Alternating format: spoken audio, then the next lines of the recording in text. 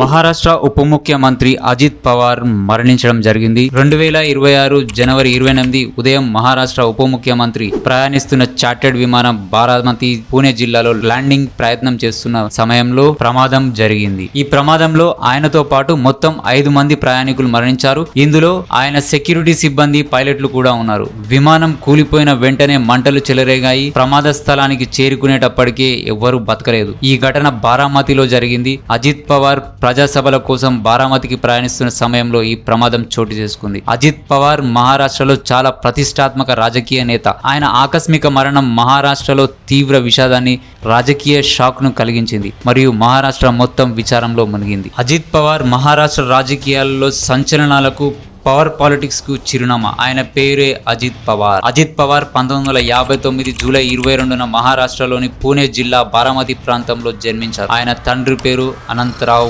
పవార్. అజిత్ పవార్ దేశ రాజకీయాల్లో ప్రముఖ రాజకీయ నేతగా పేరుగాంచిన శరద్ పవార్ కి మేనలుడు.